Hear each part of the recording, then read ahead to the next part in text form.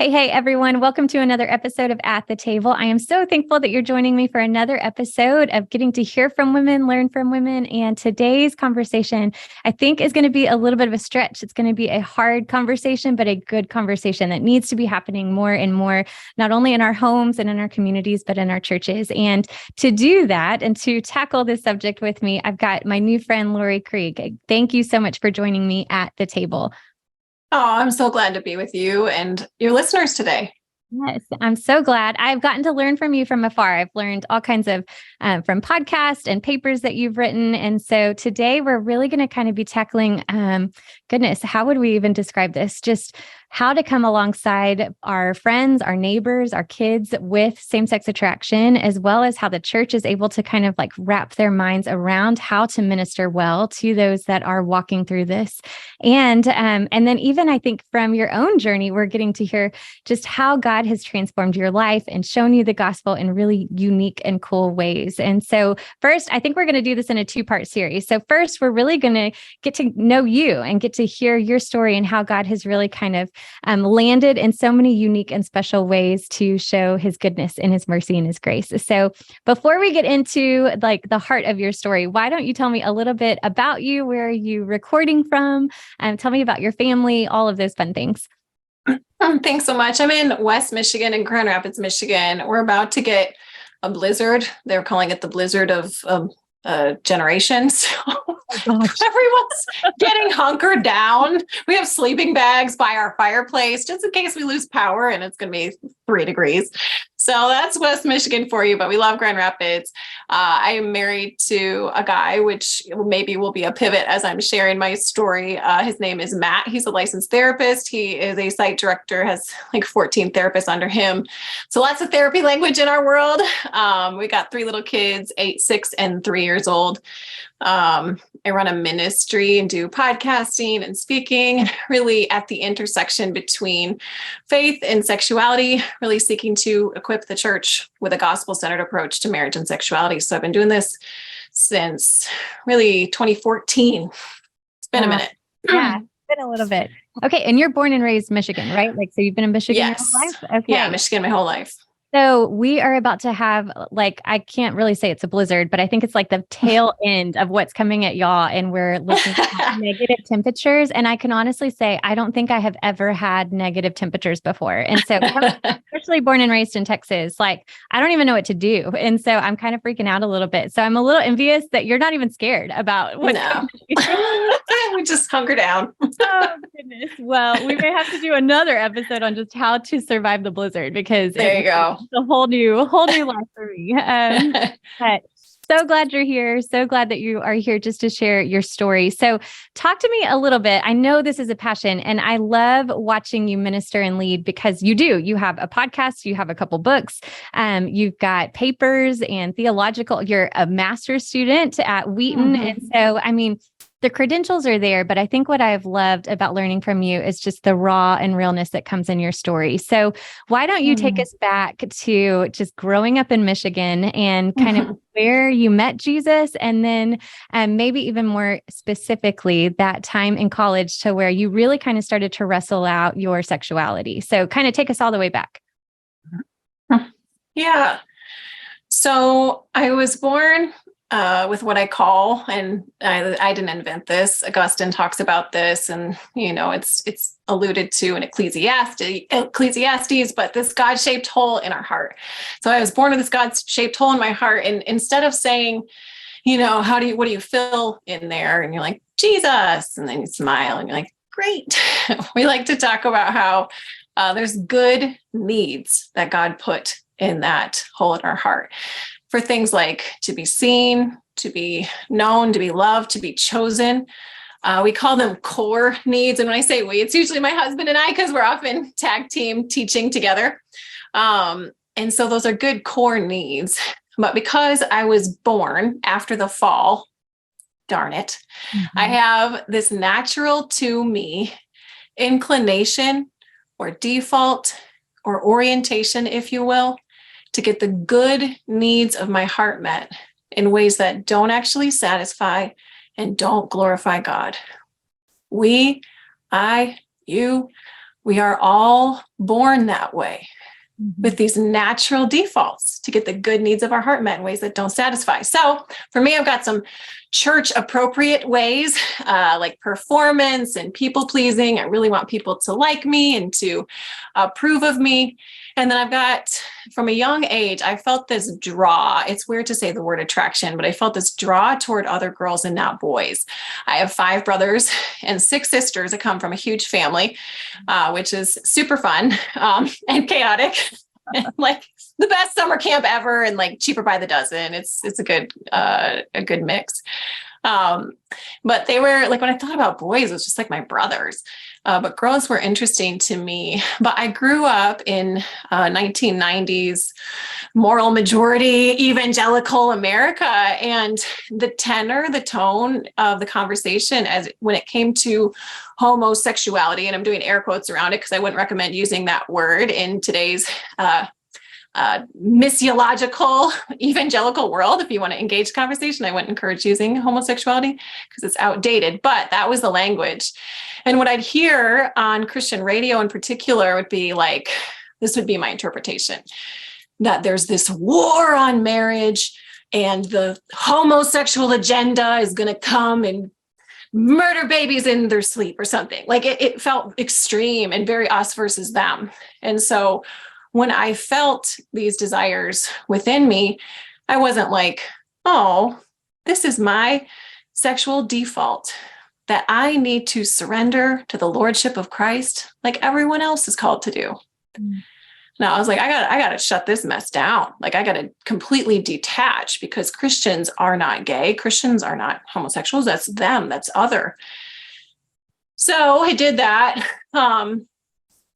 Felt like it was successful until I got to college, Christian college. And I ran after Jesus with as much as I knew how. You know, we can only know as much as we know, but I was seeking him with all of my heart.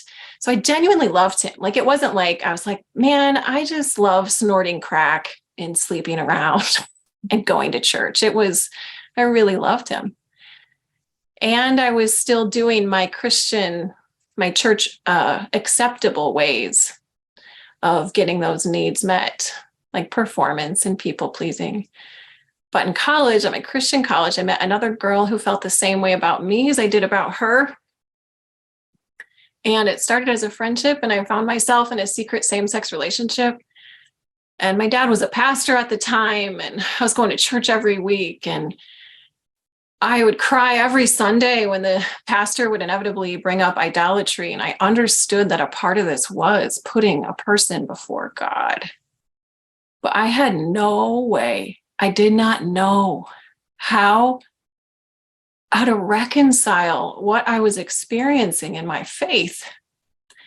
And this was in the era of, I say porn and pancakes, because, forgive me, but there's a lot of like, it was early 2000s when heterosexual men in particular could come to church and talk about, like on a Saturday morning, they have pancakes and they talk about how they can eradicate porn from their lives, which I'm sure was really helpful for people. But here I was wrestling with sexual sin, a different sexual sin, and out of the same mouths as those men who would confess and get a lot of, yeah, dude, we're going to beat this thing. They'd get a lot of that when it came to heterosexual porn addiction. Out of their same mouths would come words of vitriol and hatred for people like me. Because in their eyes, I was other.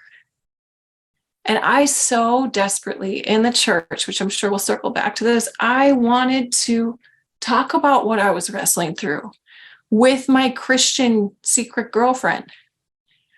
But every time I heard like, ew, gross, the gasping and clutching of pearls when it came to the LGBT conversation, I would automatically feel a wall built between me and whomever was speaking. Yeah. And so I got to a place where I was either going to kill myself, because I thought that to be a Christian, you had to be straight. So I was like, well, if I don't know how to be straight. I remember looking down at myself and being like, where's the gay part? Is that like my appendix? Can I just cut that out? And then, so either kill myself or come out as a lesbian atheist, so reject my faith. And someone came alongside me in the middle of that wrestling, and she didn't teach me Leviticus 18, 20, and Romans 1 and 1 Corinthians 6 and blah, blah, blah, blah, blah. I already knew those passages. I actually even believed what they said. I believed that the Bible was true when it came to marriage. I just didn't think I could live it out without wanting to kill myself. And she came alongside me. Her name is Carolyn. And she taught me, not those, they call them the clobber passages. She taught me to feel those good needs inside. For example, Laurie, she'd ask me, when you envision the ideal perfect woman, what are you picturing? And I'd be like, I'm not going to tell you that. Like, you're old and that's weird. But you guys, when I started to say it, I was so surprised that what came out of my mouth was not sexual words. It was heart language. I want to be seen and known and loved. And she looked me in the eye, which is the antidote to shame and self-hatred. She looked me in the eye and she said, Laurie, those are good things. You're just looking to the wrong place. Now, the right place was not to a dude, because that would have been idolatry too, to be like, oh, well, instead of having a girlfriend, carry my life for me, let's have a guy. The right place. And I was like, well, don't say Jesus, because I'm like a super Christian. So you better not say him, which is prideful. I see that now. But she said, well, the answer is Jesus. But Laura, you have a lot of barriers between those good needs in your heart and the need meter of your soul. Barriers like pain from the church, sin, yeah, for sure, but that I needed to confess, but also sin of performance and people pleasing, not just the sexy sins. And I'll tell you what, as she gracefully, gently, not fearfully journeyed with me in seeking Jesus, it really helped to remove barriers between those good needs and the need meter of my soul. And it's so cheesy, but it's so true. I fell in love. I fell in love with Jesus for the first time, and I felt so seen and known and loved by him. And I'll just pause there. I mean, there's so much, I think, to already just pull out of that. And I love how you started. And I know you say you and Matt do this as you are talking, and I've heard y'all. The heart needs. And I'm sure everyone listening, me included, as you're talking through those things, like, yes, we want to be seen. We want to be loved. We are wanting to be affirmed. And so all of those things are desires that God has put within us. And we all do have ways in which there are leanings to where we're choosing things other than God. And so I love how you even just started the conversation on that level of like, we are all needing the same things, and we are all broken and seeking those out in wrong places. And we can see that all throughout the Bible. We can see that all throughout my life, your life. It doesn't matter what the struggle may be. And it does look different for people, but then at the same time, it looks so similar for people, right? And so I love how just in your vulnerability and being able to share the hurt, the pain, the questioning, but then I think also just that reality that I know in my own life and in my own story, and then even walking alongside college ministry and the girls that I get to minister and women that I get to minister to where so many are sitting there saying, I can't say the thing that I'm scared of, or I can't say the thing that I'm wrestling with because of what you're going to say about me or your view about me. And it is so much easier to look at someone and say, oh, well, they've got it all together, or they're doing all the things for Jesus, and not see that as sin. Like we categorize in so many different ways. And so I love how you are breaking down so many of those barriers and walls to where for many of us, we're like, yep, I do that. Yep, I do that. Yep, I've done that, and the beauty, the answer of that is the gospel. So let's shift a little bit. So you are married to Matt, which I'm sure has all kinds of just questions and people thinking like, okay, how does that work? Right. And you have written a book, both of you actually together, called Impossible Marriage. So walk me through a little bit of even that decision to get married, like meeting him and seeing God's, like bringing him alongside you. And then also just some of that, wrestle. I mean, I know that first chapter of your book is really kind of trying to figure out, okay, I am same-sex attracted, and this is somebody that God has placed in my life. So can you maybe walk us through a little bit of that part of your story? Yeah, thank you. So after walking with Carolyn for a bunch of months, I was literally walking down a path and just praying and listening to music. And I was like, man, I'm getting joyful. I'm not as depressed. Maybe I'll go get my PhD and go, be a professor somewhere. And I was at that time a newspaper reporter, which I don't even know if newspapers exist anymore, but I sensed, I don't know any other way to say it than I sensed God's hand on my shoulder saying, and he's like, I have someone for you. And I was like, no. And he's like, I know you're designed for marriage. You know how my natural inclinations, hard pass, God, but I'll follow you over to getting my doctorate. But the funny thing about God is when you give him your life, he wants the whole thing. Mm-hmm. And so he didn't have my heart connect to all men. He had my heart connect to one man, Matt. And he said to me, not everyone who wrestles like I do. Singleness is an equally valuable way to do this gospel thing. But he said, Laurie, the mode I want you to do the mission to make disciples is as a married woman. Mm. And I did not, as any of us who are married listening, didn't quite understand all that would go into marriage now that we're about 14 years in. But I appreciate it even more now than then. But I said yes to God. And it wasn't like I dragged my feet to the altar. It really was such an odd thing that he had my heart connect to one man, Matt. And he's amazing. Do you want me to go to when it got hard? Sure. Yeah. Why not? I mean, so 7 years in, which I'm sure, again, many married people listening could be like, oh, yes, 7 years. Things can go down then. I was happily surrendering my version of sexual brokenness to Jesus. For those first 6 years, there was some tough things that happened, including Matt wrestling with a secret pornography addiction. We talk about that in our book. If that's part of your story as a husband or wife or as a single person, we definitely engage that and have a lot of compassion for that. But when our second daughter was born, I had some childhood trauma from a stranger, not from anyone in my family, that resurfaced. And that is not uncommon for women or men who have gone through childhood sexual assault. Is your kids can hit a certain age and it just wakes up in your brain. And so these sexual desires that I had, these attractions toward women, again, I was happily surrendering to Jesus. They magnetized to this trauma memory. And it produced a question of, what do I want?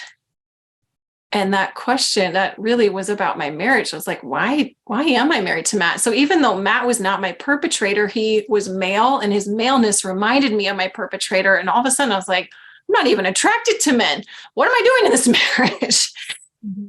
And so really what you read in our book is the wrestling with trauma, with, yes, these attractions, with simultaneously engaging Matt's wrestling with his own sexual brokenness, and how we were able to get to a place where we wanted to choose to live out this gospel thing together.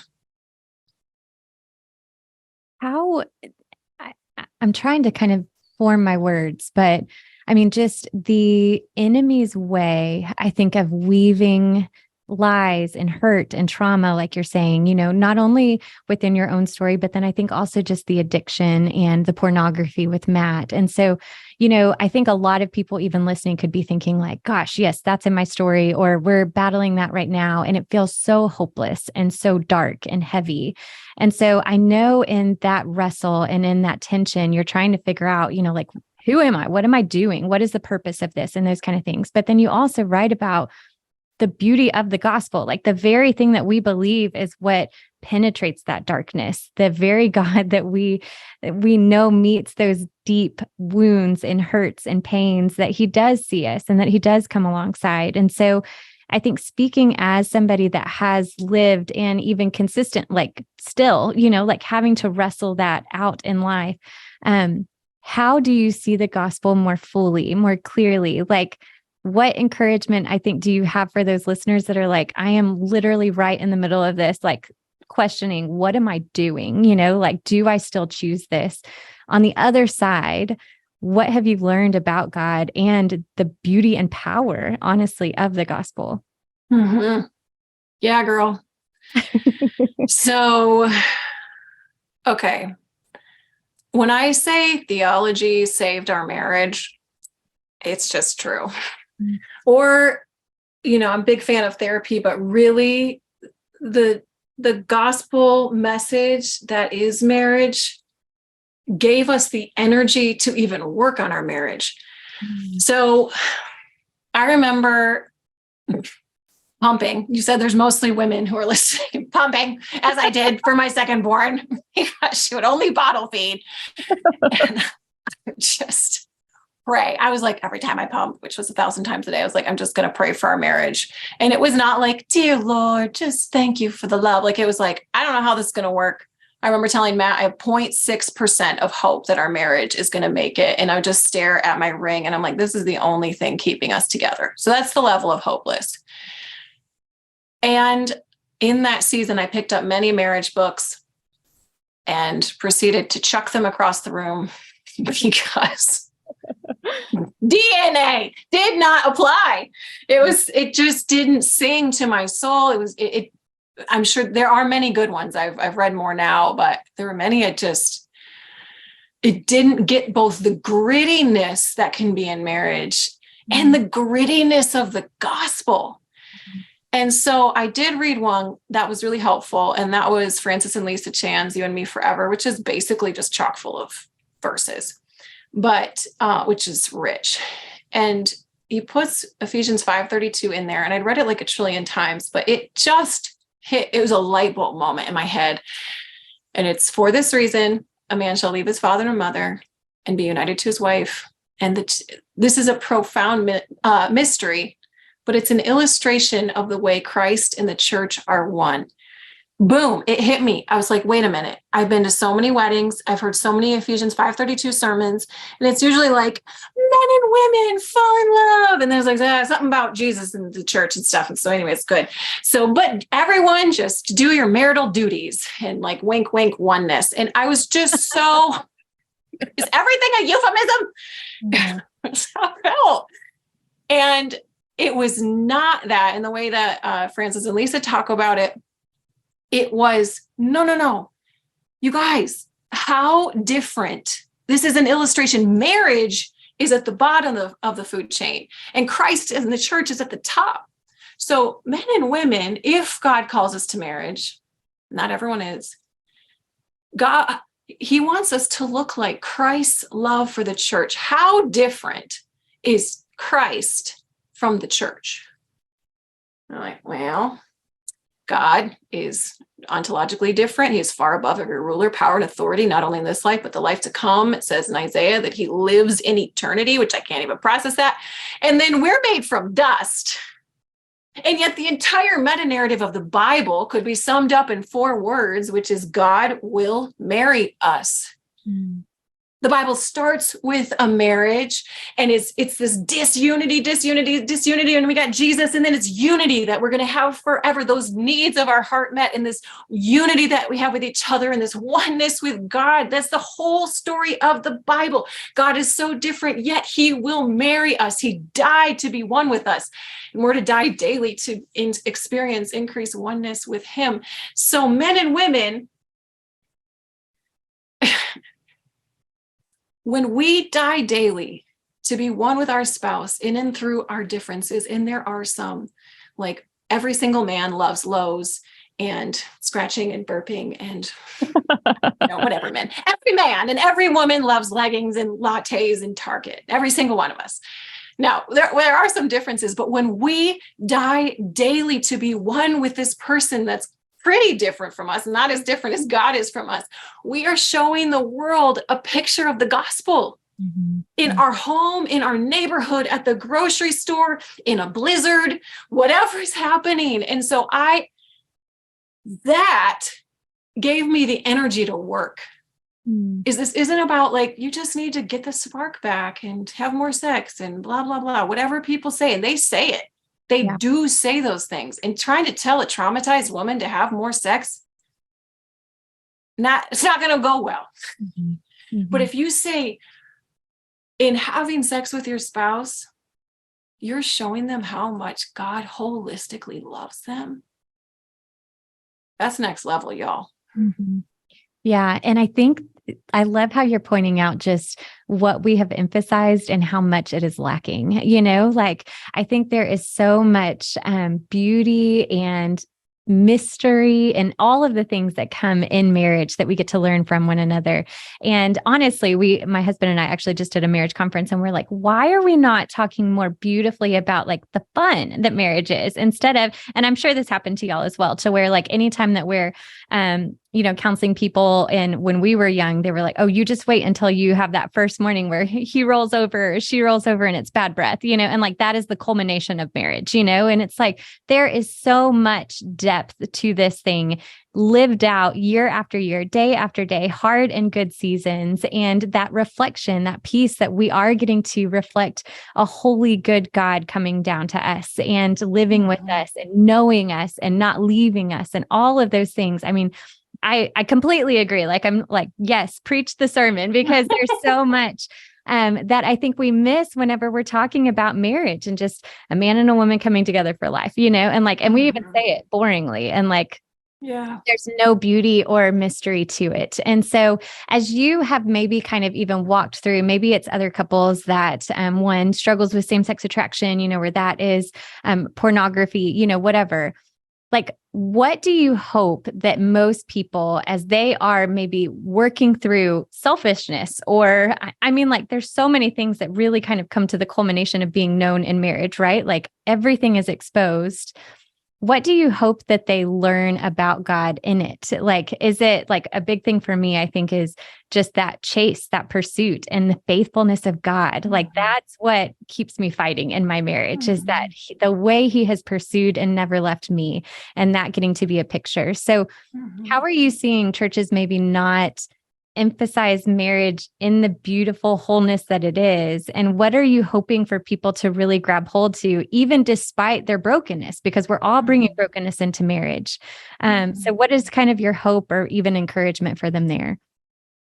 Yeah, I think, and I get it. The church, pastors, leaders, like we're tired.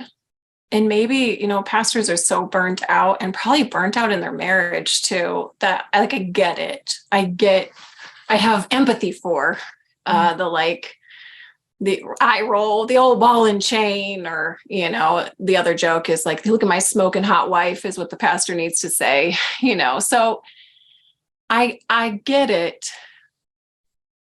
But if I can just be honest, as a not straight person, and who has a lot of LGBTQ friends who are trying to seek Jesus, one of the most powerful things heterosexually married people, which I believe is the only form of marriage, heterosexually married people can do, the most powerful evangelistic tool we have, is to love our spouse and to respect them, not because it's the thing that we have to do, but to honor them because God loves us so stinking much.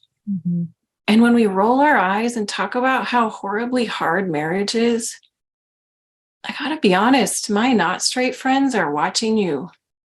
And when I was in my marriage pain, I was like, all the straight people I know seem to hate marriage. Like, everyone is complaining about their spouse. That's like the first 1/5 of almost every marriage event I've been to, is like jokes about how dumb the other gender is. And we're the same people being like, oh, I hold to God's design for marriage. I'm like, why? You hate them. Or you're at least like, you're not even about whatever this is going on. Like, the most powerful evangelistic tool we have in 2022, 23 is to love our spouse the way Jesus loves us. And so that's my hope, is instead of jumping onto political bandwagons, or at least before or while you're doing that, I would beg you to understand the gospel picture that marriage is, and to honor your spouse because they're different, because difference is what's critical to show the world how much God loves them. Yeah. Oh, that's so good. So good. Oh, Laurie, I feel like we could have this marriage conversation like for 2 more hours. So much goodness, I think, and such an encouragement and even a challenge to us that are married, even a challenge to those that are single that are listening. Like, our hope shouldn't just be to have somebody to do all the things with. Like, our hope should be to be in the trenches, fighting for one another and showing that faithfulness and forgiveness and steadfastness that God has shown us. And I think there's something that I kind of want to end on, at least for this episode, that I think you said, and that, like, ultimately, this is a reflection of God meeting our need, like, and us knowing Him and leaning into Him and seeing Him fill those holes that Augustine originally said, right? And then in that and through that, we are able to see God flesh out even more beauty and brokenness and wholeness that come together as we love other people because of what we're seeing in God, because of how God is chasing after us. And then also how we're seeing Him work through our spouse, through our kids, through Carolyn's in our lives. I mean, all of those that are coming alongside us, it's all interconnected. And so it's the beauty of the gospel. It's the beauty of being able to be made in the image of God and walking alongside one another to see and champion that image of God in one another. And so I really hope maybe you're listening and you are sitting in a marriage, or you are sitting in a situation to where you just feel like there is no hope, like Laurie said, and you're not sure that you're going to make it. You're kind of calculating and making out your list on what you're going to do. We encourage you to lean in with those needs to the Lord and to surrender them, to talk frankly and openly with the Lord about them, and to see how He's going to meet you in such sweet ways. And then even more so, to have fun in your marriage and to show a world and a hurting planet that is constantly being left and rejected and unseen what it looks like to be chosen, what it looks like to be pursued, even in our ugliest moments. And I know just within my own heart and in my own marriage, that has been such a taste of the gospel for me. And so we know it's not easy. We know that there's so much brokenness and so much heart in all of us, but that's also the beauty of getting to watch God do what He does. So Laurie, I appreciate you so much. I thank you just for sharing your encouragement and your little mini sermon and pointing to the truth. And I'm so excited. So we're going to have you back for another episode. And I think next one is going to be really great and just practical, because I know as a ministry leader, I am really coming alongside and hearing more and more. We've got parents, we have family members that are trying to walk alongside people in their lives that they love, they deeply love, and what it looks like to walk alongside those that do struggle with same-sex attraction and that are LGBTQ. And so I hope that you will join us next week for another episode where Laurie is going to join us back on, and we're going to talk about how to love our neighbor well. So I hope to see you next episode on At the Table. We'll see you then.